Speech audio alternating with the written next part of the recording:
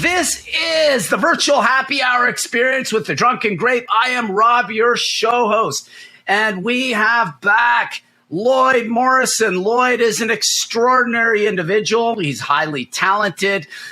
He is a coach. He is a powerlifting trainer. He is a football coach, but he's also a life and business coach and a mentor, a motivational speaker, stepping out onto his own very recently, was in a partnership with Lit Performance LLC, was a professional football player in the Arena League, almost made the pros in the NFL, highly accomplished, is not afraid to take challenges on, had to really overcome a ton of adversity, a Fordham University graduate.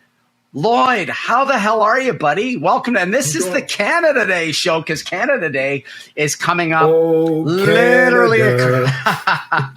Yes, just a day or two before we or after we release this. Canada Day is coming up on Friday, July 1st. And then, of course, it is Independence Day 3 days later for you. So how you been, buddy? What's going on? Nice. Nothing much. I started a new job at Xerox. I'm a managed print specialist, so I'm getting more into the corporate sales world. So that's my daytime job. But, outside, you have to get a secondary income. So right now I'm also getting into coaching. I'm getting into freelance coaching, motivational speaking, consulting, and just general mentorship for the youth. That's awesome. And, this ties into today's topic, which is teamwork, the importance of teamwork. We talked about this in the green room. We are in such a fractured, divided world.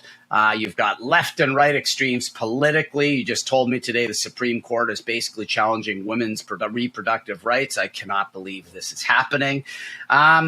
We have kids glued to social media. We have adults glued. I mean, how many people do you see walking down the street doing this with their phone all the time?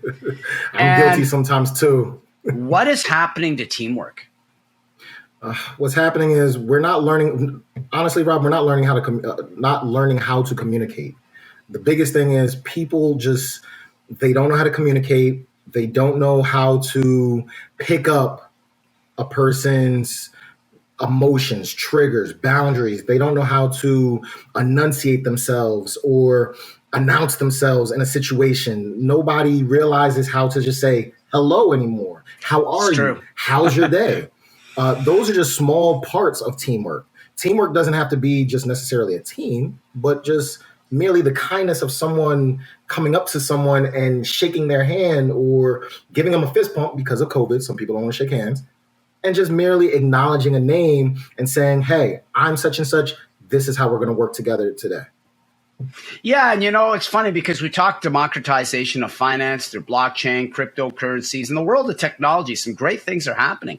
I mean, we had Web 2.0. I talked about this in the last show with the great Alex Charter-Risky, great friend of mine who is a co-owner of Voter Exam Online, Gong Show Hockey Gear, an 8-digit income earner at one point, I believe, or his net worth is like that or something higher, tremendously successful. We talked about the beauty of tech, handhelds really migrated into Web 2.0, which is the explosion of social media. Web 1.0 was HTML text pages in the 90s. Mm-hmm. Now with Web 3, we're talking the metaverse, we're going into VR and AR, virtual reality, augmented reality. And with this, what is happening to the core fabric of humanity, which is teamwork? Nothing gets done without a team. You know this from being a pro football player. Well, let me ask you this. You ever seen the Disney movie WALL-E? No. Oh, okay. Long story short, WALL-E is basically about a robot who lives in space with basically civilization, mankind that has been depleted, living in a spaceship. Oh, I have seen this. Yes. Yeah. And that's pretty much what's happening today. I mean, let's face it, mankind is going to space, with ease now. We're allowing robots to do everything for us. Communication no longer exists, and people are getting more and more obese. Basically, as a society, the fabric of society is going like this instead of like this. And without the basis of teamwork, without a neighbor saying, hey, neighbor, how can I help you? How can you help me? One hand washes another. That's really what's happening today. And we see it in movies, read it in books, we see it in music. It's literally what's happening. It's scary. It's scary. But on that note, we're going to cheer up the audience for a minute. You've got a Moscato. It is the happy hour, ladies and gentlemen. White Moscato, Liberty Creek, sweet wine. I bet you got a lot of tropical sugary notes in that, a lot of candied notes. Moscato, stuck fermentation. Usually what happens is that the fermentation is stopped or arrested before all the sugar is consumed during the fermentation process. So you get these sweet, unctuous wines. These wines were popular, man. I think about it. The first wine I really got into was, strangely enough, White Zinfandel in the cruise line industry in the late 90s. I was out on a date I was just out literally on a date with a couple coworkers, and there were ladies or girls, sitting back saying, hey, why don't you try this when we're in one of the fine dining restaurants? And, it's inexpensive. You didn't want to spend a lot of your money on expensive things in the ship when you were there to earn it, but it was great. So I'm going to talk. How do you like that wine, by the way? It's actually really good. This is my first time trying this brand, and it's really good. Nice. I'm going to talk about Canada's Canada Special. Let's go. The Caesar, the Bloody Caesar. Now, this is a variation to the Bloody Mary. It was created by a food and beverage worker, I believe a bartender in the Calgary Inn named Walter Schell in 1969. He's a Montenegro immigrant, came to Canada, created this drink. We're not sure if he created Clamato, but he was in a legal dispute for years with Mott's over that. Eventually became a spokesperson for them after a large settlement. But he is the creator of the Caesar, which is Canada's national cocktail. And it's also the drink of the Calgary Stampede, and it's now huge into the States. So I have a bartending background. A lot of people don't know that. That's what mixology got me into the wine world and the viticulture. So we're going to create a Caesar. So you take a glass, you take a wedge of lemon, which I've cut. I've cut a wedge into the middle of it that you can see here. And what we do is we're going to rim the glass. And then I have what's called, there's celery salt here on the plate. So what you do is you take the celery salt and you swish it on top. So you create a rim with celery salt. I'm going to dump my ice in. I didn't want to bring an ice tray up into the office here.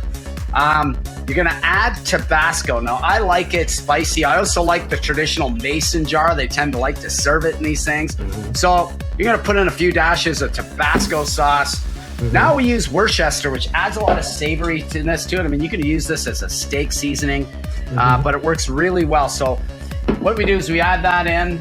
I've got vodka, which is a craft of vodka from the Ottawa area. We're going to pour that into the drink.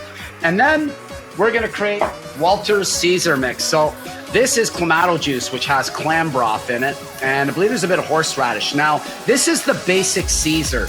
And I love this stuff because it's gluten-free. It's all natural. It's definitely twice the price of Mott's Clamato juice. But we're going to give this a shake. And this is the final. We can get this open. Wow, I might have a fight here, Lloyd. But there we go. So we're going to dump this in. You have your Caesar. Now what you can do is take the lime wedge and sit it on top. And cheers to you in the happy hour, ladies and gentlemen. Definitely try to make this at home. This is a great drink. Cheers, Lloyd. Cheers, my friend. That is delicious. There's a nice spicy kick to it. You know, especially in the summertime, I look at this like a meal in a glass. It is just rich. It's a really savory, spicy beverage. Goes well with things like steak, barbecue food. You can have it with pizza. Pairs well with a lot of things.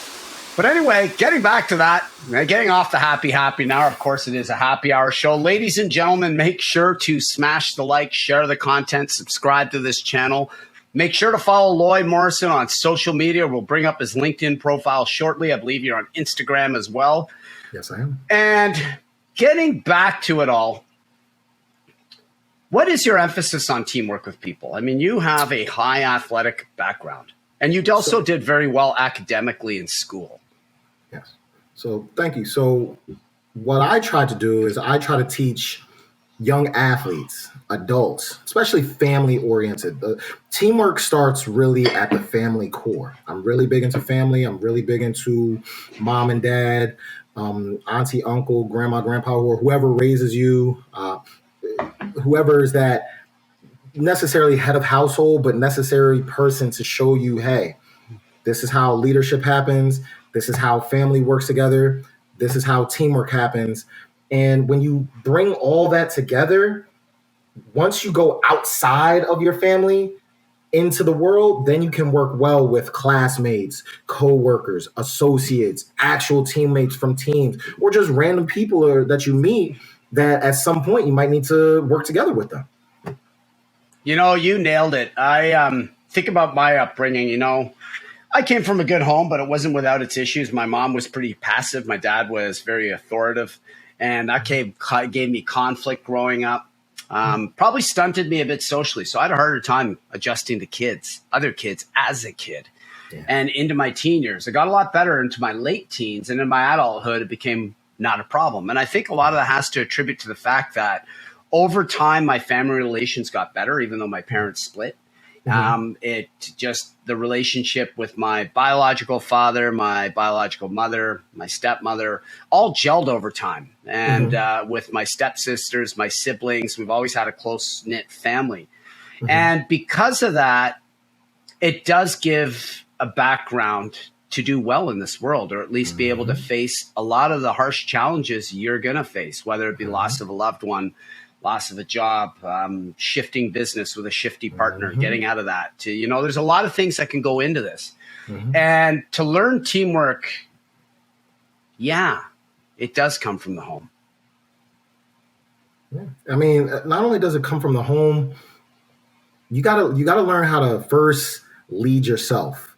I'm thinking right now, kind of like when we last spoke and when I was last talking to you, I was in a relationship with my ex business, and to now pivot and transition, I have to learn how to motivate myself. I have to learn how to reevaluate myself. I have to learn how to structure myself.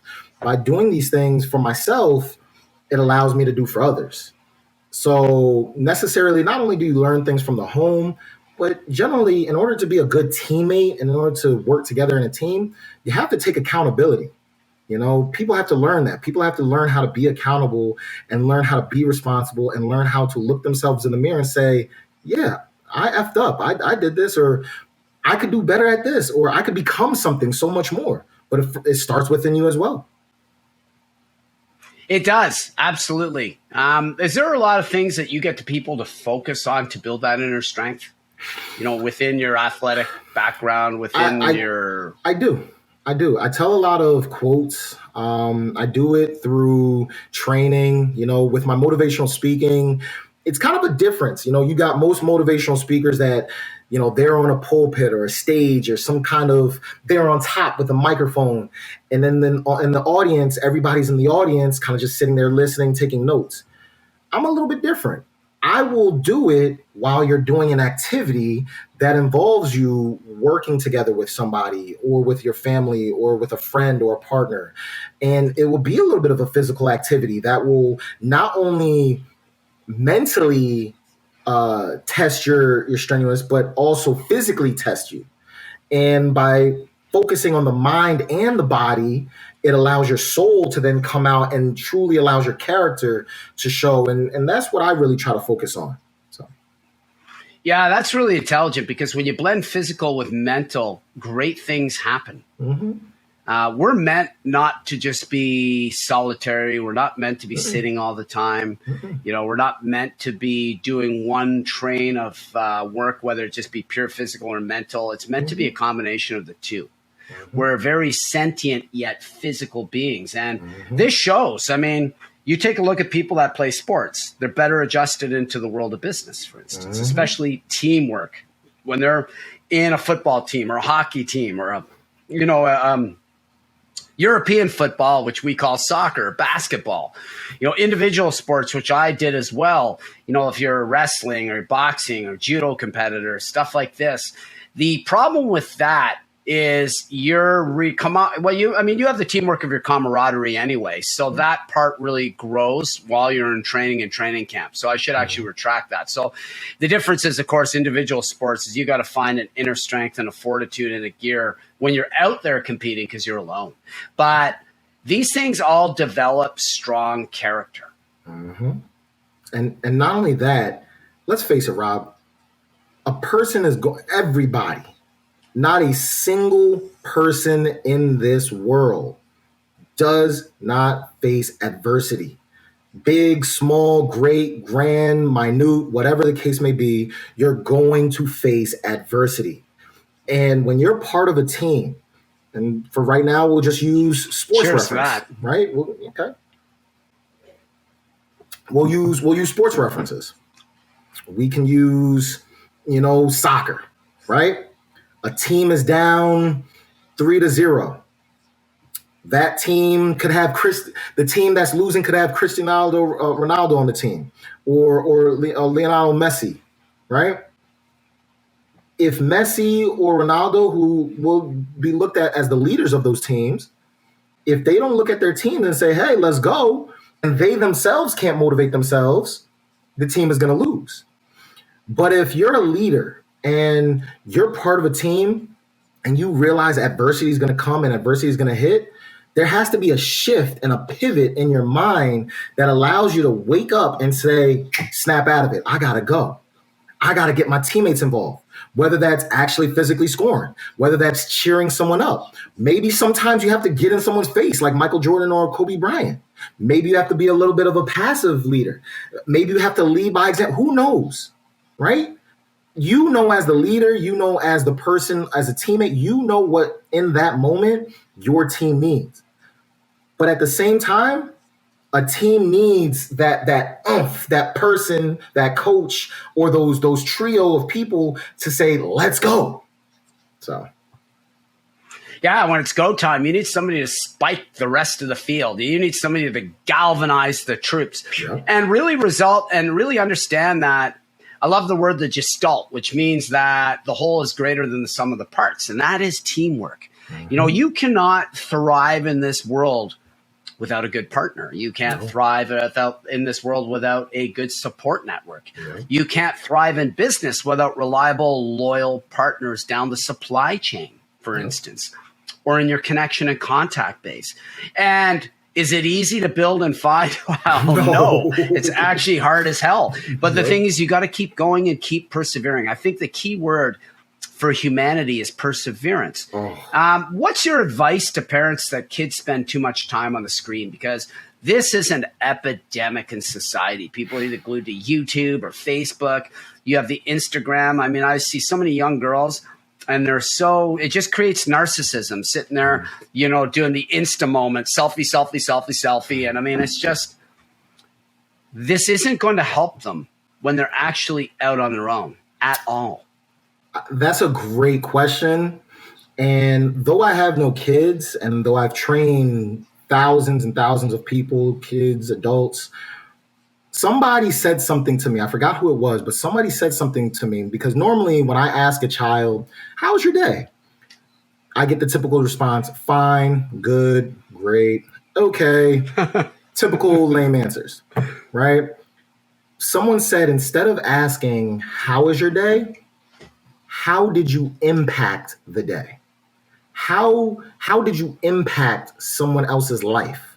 How did you lead yourself today so that therefore you progressed 1% better?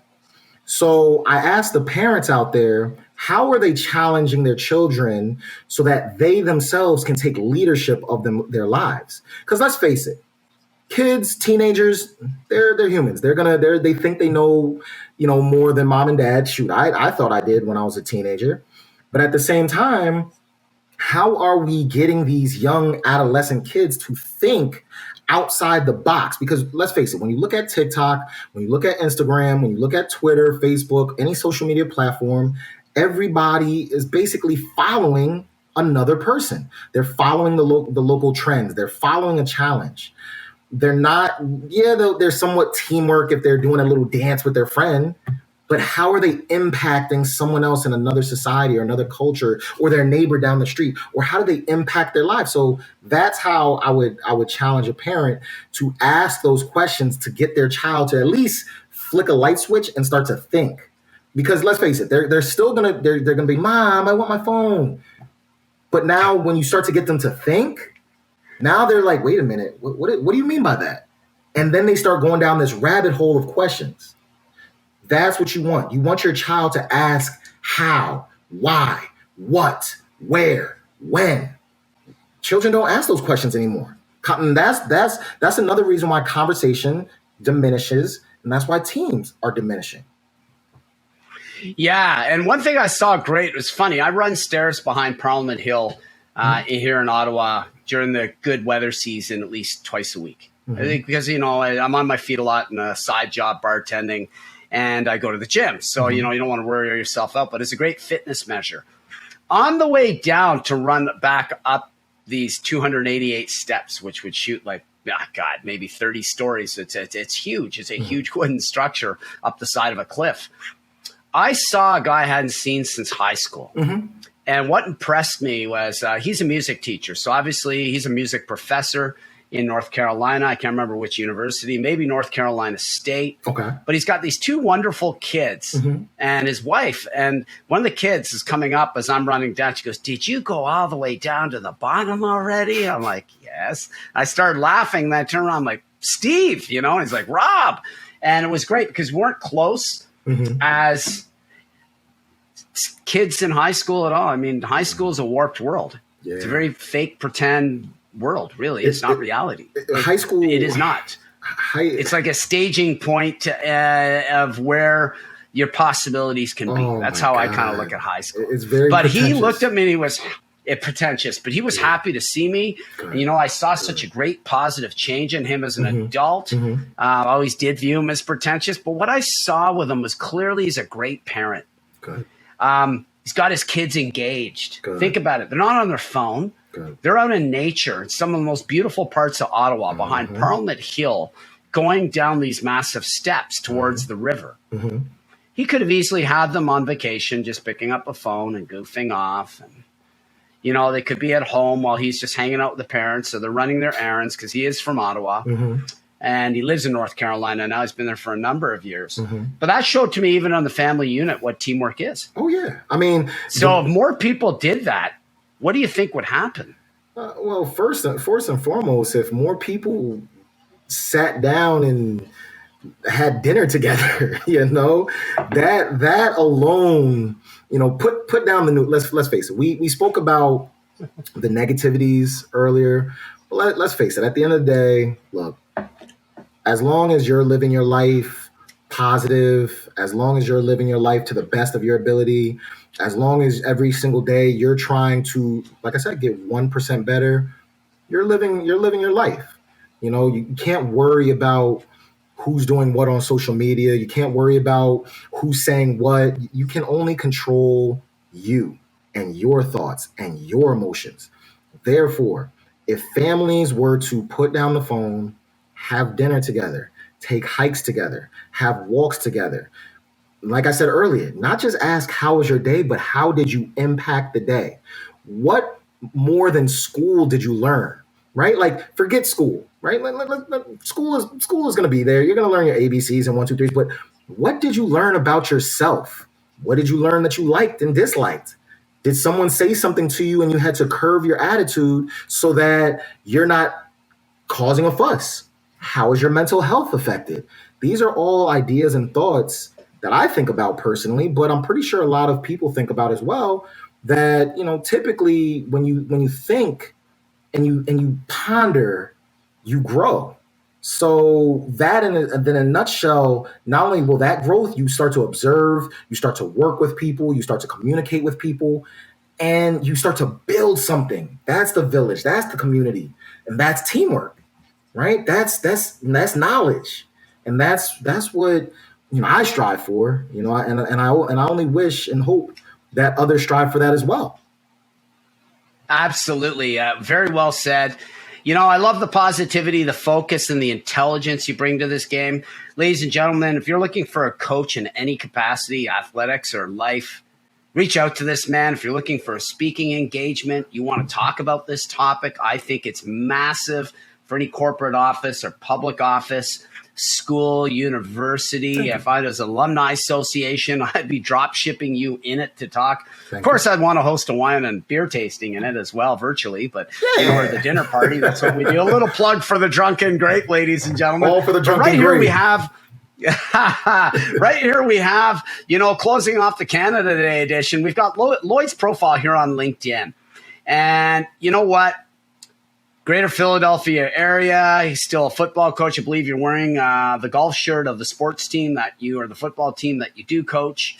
Correct me if I'm wrong. I'm taking a stab at the dark there. But here's his profile. Make sure to reach out to him. Make sure to connect. LinkedIn is a brilliant business platform. I think it's great. You can really see the background of somebody here. He's got an extensive background in athletics, highly educated, talks about kids learning, kids coaching, adult mentoring. I mean, there's nothing you can't do in the coaching world. And I love your focus on teamwork because I think you're absolutely right. You get people doing activities together. You get them to put down the phone. You get them to go for a hike. My girlfriend and I go for a hike. Same with me. From time to time. Yeah, and I think it's some of the best activity that Rima and I do. It's awesome. And, it just gets us out. And we take the phone, we say, fuck it, that's gone. If we're on vacation, we're in the habit that this becomes the best portable video camera and camera that I can have, an emergency device while I'm on vacation. That's it. Train yourself to really absorb the moment. And I think you've really hit quite a few key points. We're going to wrap this show up. Thank you very much for being a splendid guest. Next week, I believe I'm bringing our next show, or the week following, I'm bringing back another brilliant guest in S. Scott Mason. We're going to talk a bit about Italian wines and how to cross-compare different grapes by having them side by side or lateral. Some wines that are similar but yet very different. A couple of the bottles behind me on the display case. Don't forget, it is Canada Day coming up to the Canadian viewers. Happy Canada Day. Drink the national drink, the Caesar. Remember, rim it with celery salt. Put celery salt on the plate. Cut a wedge of lemon. We're going to do this over again. Take the glass upside down. Turn it into this mess that is now a mess that was celery salt. You can actually sprinkle a bit of it into the glass afterwards, drop your cubes of ice in, put your Tabasco sauce in it, a couple shots of Tabasco at minimum. Depends whether you want it mild, medium, or hot. Put in your Worcester sauce, at least a couple dashes of that. Put your vodka in, make sure it's a good ounce and a half. Pour your Clamato juice in it. Tribute to Walter Sell, the creator of the Caesar in 1969, which sells something like 4 to 5 million drinks annually now. It's insane. Whatever you decide to do, ladies and gentlemen, again, subscribe to the show, share the content, comment below. This boosts the algorithm. Reach out also to Lloyd. We're going to have his LinkedIn profile in the description of the show. Whatever you decide to do, have a terrific day. This is Rob and my terrific guest, Lloyd, from the Drunken Grape. Thank you so much, everybody. Have a wonderful day.